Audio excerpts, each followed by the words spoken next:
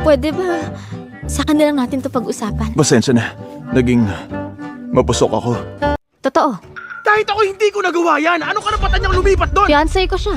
Sapat ng dahilan yan para lumipat. Sino ka para manghimasok? Sabi ko na nga ba, gusto mo lang akong magalit. Gusto mo magselos ako. Magselos? Ginawa mo lang ang lahat ng to dahil gusto mo lang magselos ako. Okay, sige. Handa akong pakasalan ka. Sapat na ba yun?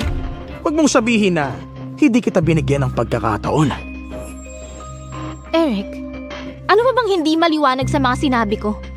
Uulitin ko. Wala na akong feeling sa'yo. Wala nang namamagitan sa atin. Si Sam na ang nobyo ko ngayon. At magiging asawa ko na siya. Lolokohin mo pa rin ako? Alam ko na ang lahat. Nagpunta si Sam sa North para sa isang malaking negosyo. Hindi para makipag-engage sa'yo. May inalok ka sa kanya, no? Para makumbinsi mo siya, tama ba? Napakagaling mo talagang gumawa ng kwento. Inaamin ko, nang makita ko kayo ni Sam kahapon, nangamba ako. Nagtagumpay ka, kaya nandito ako. Ano pang gusto mo? Nagsasayang lang ako ng laway sa'yo. Ano pa bang gusto mo sa akin? Ano bang mali ko? Gusto mo bang bulahin kita? Hindi. Ang kailangan ko ay lubayan mo na ako. Chloe, huwag mong abusuhin ang swerte mo. Dahil kung hindi, baka maubos ng pasensya ko sa'yo. Yan ang gusto ko. Umalis ka na. Chloe Green, pistado ko ng ginagawa mo. Huwag ka na magpanggap pa. Alam kong patay na patay ka pa rin sa akin hanggang ngayon. Hindi ka ba nagsasawa? Mauubos din ang pasensya ko. Tigilan mo na. Kung hindi, magsisisi ka. Alam mo, Eric, wala na akong nararamdaman para sa'yo. Kaya maghiwalay na tayo ng landas. Baka nakakalimutan mo na. Nung panahon nagmakaawa kang pakasalan kita, Chloe. Tapos na yon, nakaraan na. Wala na akong nararamdaman pa sa'yo. Imposible yan. 10 taon mo akong minahal. Naglaho na lang bigla. Ikaw ang dahilan sa nangyaring trahedya at paglubog ng aking pamilya. Itinira mo pa si Olivia sa atin. Anong dahilan para mahalin kita? Bigla ka ring na-inlove kay Olivia. Ibang kaso naman yun. Naglilibang lang kami ni Olivia. Hindi ko siya pakakasalan. Kung nag-aalala ka talaga, hindi kita pipiliting pagsilbihan siya. Magsama na lang kayo ni Olivia. Tapos na tayo. Sobrang gwapo at elegante. Andyan ba si Chloe? Salamat. Chloe! Natulog ka ba kasama siya kagabi? Balita ko hindi pa siya nakakatikim kahit na kailan. Pinaligaya ka niya, hindi ba? Hindi siya kasing dumi mo! Lumayas ka! Chloe! Pangatlong beses mo na ako sinampal. Dahil ba makapangyarihan ng pamilya mo, ibig sabihin na napakayabang mo na?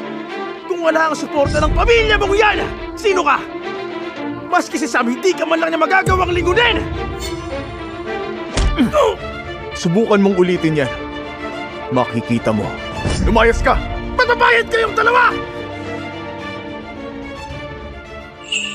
Sinaklan ka ba niya? Hindi. Subukan lang niya. Gusto mo bang paligpit ko sila? Wag. Kaya kong solusyonan ang problema ko sa kanila. Sige. Bakit ka nandito? Nagdala ako ng pagkain. Nandito ka daw sa opisina, tapos hindi ka pa kumakain. Sabi yan ni Mama, kaya pinagluto kita. Napakarami mong responsibilidad. Paano mo nagawang magluto pa? At dalhin pa dito. Walang mas importante pa sa'yo. Hindi ko hayaang magutom ka. Kaya ko namang alagaan ang sarili ko. Barado atay mo. At ang sikmura mo dahil sa puyat. May lamig ka rin sa katawan. Kaya naging mababa dugo mo. Mahilig ka sa malamig na pagkain pag meron ka. Marunong ka rin mag-check ng pulso? Medyo lang naman. Ang galing naman niya. Medyo lang yun. Perpekto ba talaga siya? Ito bang sinasabi mong pag-aalaga mo? Ayos lang. Tutulungan kita para lumakas ang katawan mo. Andito ako. Para sa'yo.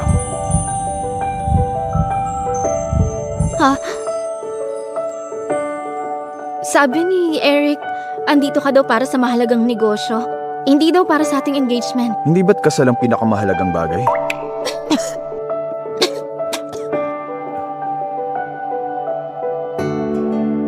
Nahulog na ako.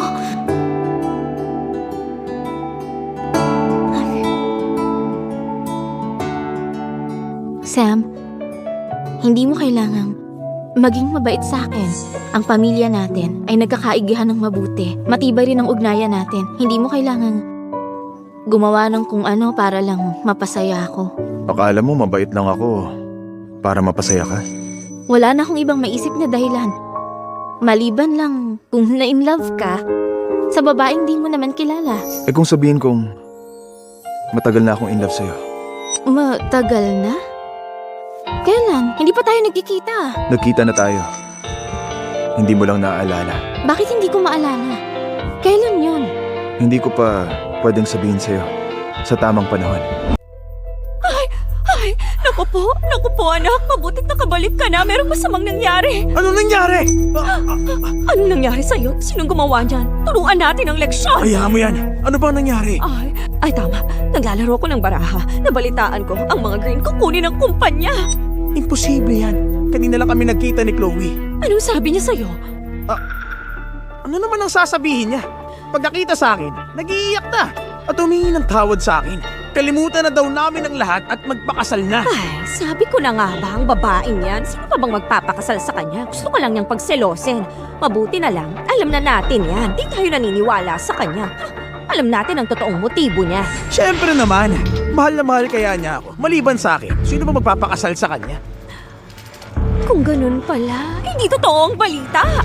Tama ka, ganun niya ako kamahal. Balang araw papalitan natin ang pamilyang Green. Ikaw talaga anak ang pinakamagaling sa lahat. Sige, babalik na ako. Hinihintay na nila ako. Sige lang.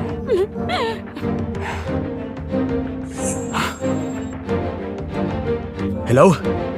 Pakitingnan mo yun din. Nakuha ba ng pamilyang Green ang shares namin? Hindi. Mabuti. Tinakot ko lang ang sarili ko. Hanggat nandito ako, walang magagawang kahit ano si Chloe. Sige lang. Bibigyan ko pa siya ng ilang araw para mag-isip. Wala siyang halaga kung hindi niya ako kasama. Sam, pinabibigay to ni Mama sa'yo. Ay, abs. Bewang 28 inches. Balakang 38 inches. May 8-pack abs. Romance. Virgin na virgin. Hindi ko alam. Naligo ka pala. Alis na ako. Wala akong nakita. Uy!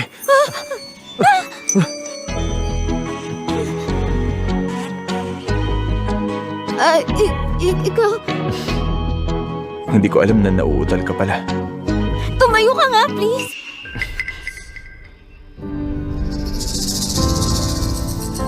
Anong nangyari sa'yo? Gabi na. Magpahinga ka na. Anong wala? Ay, nagdudugo ka. Wala to. Diyan ka lang. Kukuha ko ng first aid.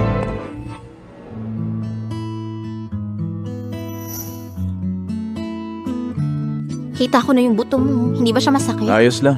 Sanay na ako. Nagsiscabing pa lang, oh. Bagong sugat yan, no. Anong nangyari? Ba't may sugat ka? Nagkulang ako sa pag-iingat. Sam, hindi sinungaling ang taong espiritual. Bago ako nag-north, tumuloy ako sa Spirit Mountain at natupad yung hiling ko.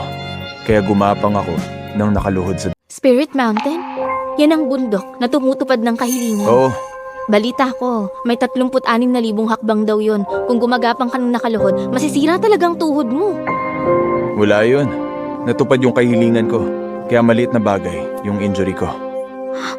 Kaya ba, nahuli ka sa engagement party natin dahil na-injure yung tuhod mo? Oo.